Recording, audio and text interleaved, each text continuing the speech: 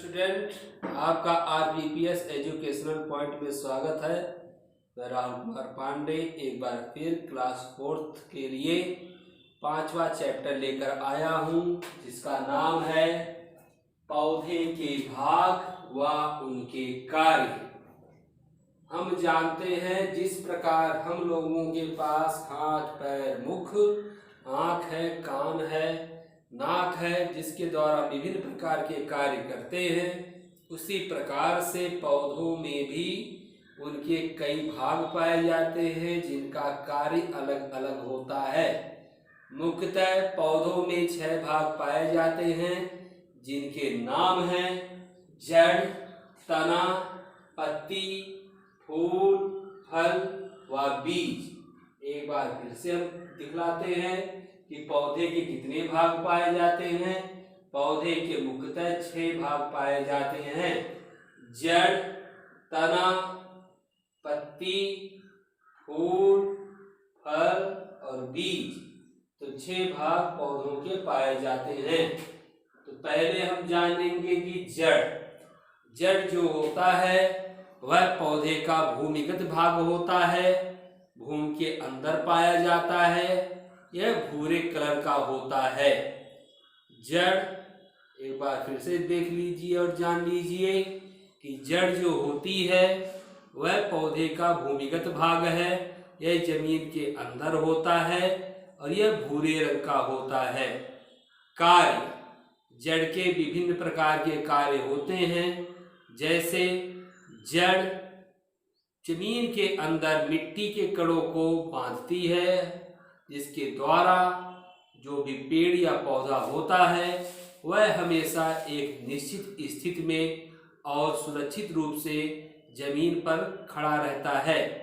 दूसरा चीज क्या होता है, जड़ जो होती है वह मृदा के अंदर यानी मिट्टी के अंदर से जल, खनिज लवण इत्यादि को अवशोषित करके तने के सहारे पौधे के विभिन्न भागों तक पहुंचाती है।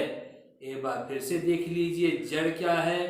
जड़ किसी भी पौधे का भूमिगत भाग है, यह भूरे रंग की होती है। कार्य: जड़ मिट्टी के कणों को आपस में बांधकर किसी भी पेड़ या पौधे को एक स्थिरता प्रदान करती है। जड़ मृदा से जल व खनिज लवण को खींचकर पेड़ पौधे के ऊपरी भाग तथा अन्य भागों तक तने की सहायता से पहुंचाती है। दूसरा भाग किसी भी पौधे का होता है तना किसी भी पौधे या पेड़ का वायवीय भाग है। यह हमेशा ऊपर की तरफ होता है कि तने से विभिन्न प्रकार की शाखाएं निकलती हैं।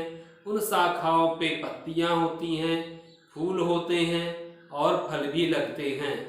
तो इस प्रकार से एक बार और हम देखेंगे, किसी भी पौधे का तना वह भाग है जो हमेशा ऊपर की तरफ होता है, अर्थात वायवीय भाग होता है। इससे अनेकों प्रकार की शाखाएं निकलती हैं, जिनमें विभिन्न प्रकार के फूल, फल तथा पत्तियां इत्यादि लगती हैं।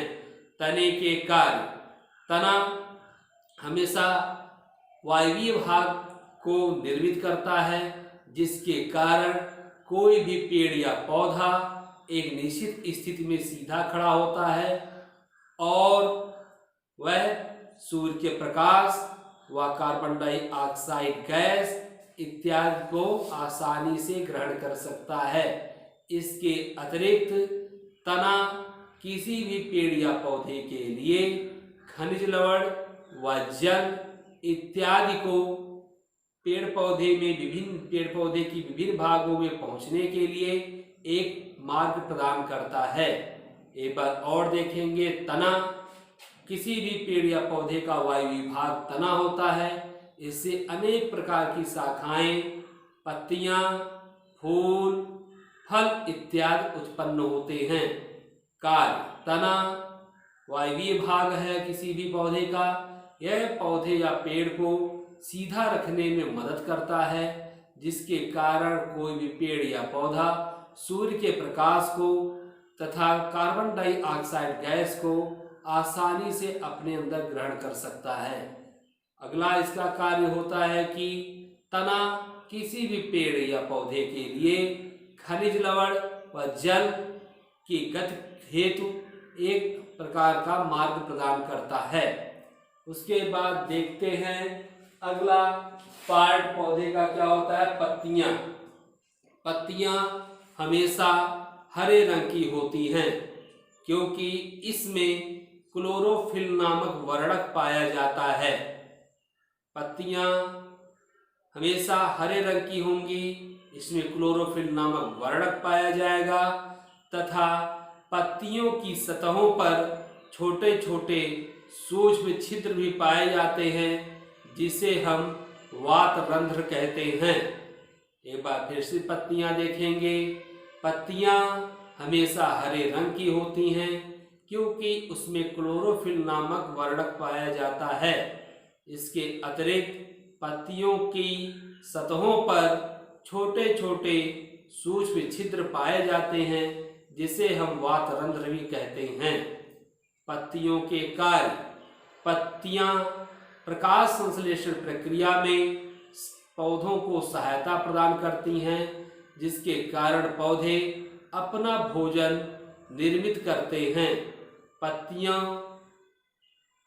में उपस्थित छिद्र के द्वारा पेड़ पौधे श्वसन प्रक्रिया को पूर्ण करते हैं।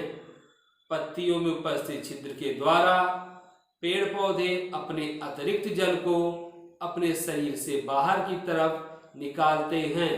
इस प्रक्रिया को हम वाष्पोत्सर्जन कहते हैं। एक बार फिर से देखेंगे पत्तियों के कार्य। पत्तियां हरी होती हैं जिसके कारण वह आसानी से प्रकाश संश्लेषण की प्रक्रिया को पूर्ण कर सकती हैं जिसके कारण पेड़ पौधे अपना भोजन स्वयं निर्मित करते हैं। पत्तियों में उपस्थित सूक्ष्म छिद्र के द्वारा पेड़ पौधे श्वसन प्रक्रिया को पूर्ण करते हैं। इसके अतिरिक्त पेड़ पौधे अपने शरीर में उपस्थित अतिरिक्त जल की मात्रा को वातरंध्र की सहायता से अर्थात पत्तियों में उपस्थित छिद्र की सहायता से वाष्प के रूप में अपने शरीर के बाहर निकालते हैं। इस प्रक्रिया को हम वाष्पोत्सर्जन कहते हैं। उसके बाद अगले पार्ट पर आते हैं फूल पर। तो कोई भी पौधा हो या कोई भी प्लांट हो, लगभग उसके फूल में 4 भाग पाए जाते हैं। किसी भी प्लांट के फूल में 4 भाग पाए जाते हैं।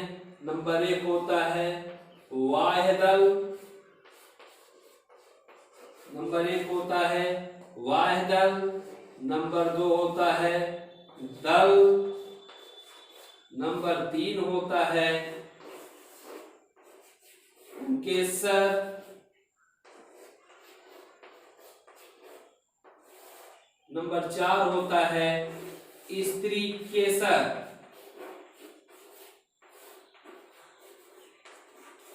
तो किसी भी फूल के 4 भाग होते हैं, बाह्यदल, दल, पुंकेसर व स्त्री केसर। एक बार फिर से देखेंगे, किसी भी प्लांट के फूल के 4 भाग होते हैं, बाह्यदल, दल, पुंकेसर, स्त्री केसर। किसी भी पुष्प का बाह्यदल हमेशा हरा होता है। बाह्यदल हमेशा हरा होता है। किसी भी पुष्प का जो दल होता है वह रंग बिरंगा होता है। रंग बिरंगा होता है अर्थात अलग अलग पुष्प का कलर अलग अलग होता है और इसी कलर के कारण जो कीट मकोड़े होते हैं वह फूलों की तरफ आकर्षित होते हैं। तीसरा चीज होता है पुंकेसर। पुंकेसर जो होता है वह किसी भी फूल का नर जनन अंग होता है। तो किसी भी फूल के नर जनन अंग को हम लोग कहते हैं पुंकेसर। नर जनन अंग को क्या कहते हैं हम लोग? पुंकेसर कहते हैं। चौथा चीज होता है स्त्री केसर। स्त्री केसर किसी फ्लावर का मादा जननांग होता है, मादा जननांग होता है। तो इस प्रकार हम लोग देखते हैं कि फूल के 4 भाग होते हैं। बाह्य दल जो कि हरा होता है, दल जो कि रंग बिरंगा होता है, पुंकेसर जो कि नर जनन अंग है, स्त्री केसर जो कि मादा जनन अंग है। इस प्रकार से फूल में 4 पार्ट पाए जाते हैं। कार्य, फूल जो होता है किसी भी पेड़ या पौधे का जनन अंग होता है। इसी के कारण विभिन्न प्रकार के कह सकते हैं विभिन्न प्रकार की जनन प्रक्रिया पेड़ पौधों में संपन्न होती है। कार्य, पुष्प जो होते हैं ये नर जनन अंग के रूप में होते हैं। इन्हीं के द्वारा फल, बीज इत्यादि का निर्माण होता है। इसी के द्वारा फल, बीज इत्यादि का निर्माण होता है। उसके बाद आते हैं अगले पार्ट पर। किसी भी पौधे का अगला पार्ट जो है उसे हम फल कहते हैं। फल जो होता है उसका निर्माण प्लांटों में होता है। फल के अंदर सीड पाया जाता है जो कि आगे चलकर एक नए प्लांट का निर्माण करता है।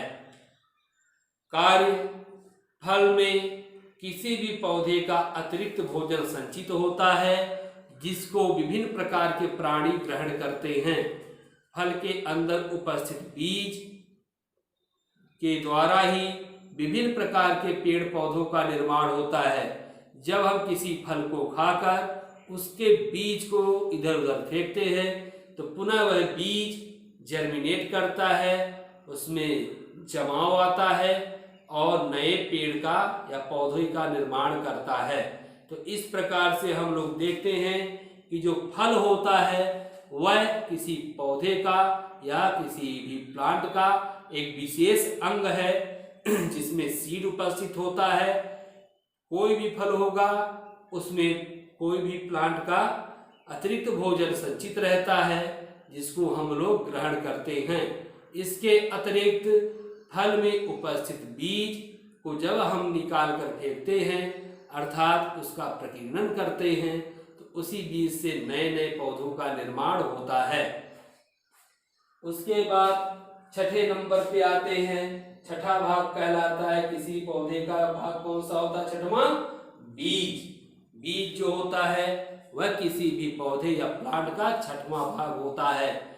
बीज हमेशा फल के अंदर उत्पन्न होता है। कोई कोई पौधा ऐसा होता है या कोई कोई प्लांट ऐसा होता है जिसके फल में एक ही बीज पाई जाती है, जैसे आम हो गया, चीकू हो गया।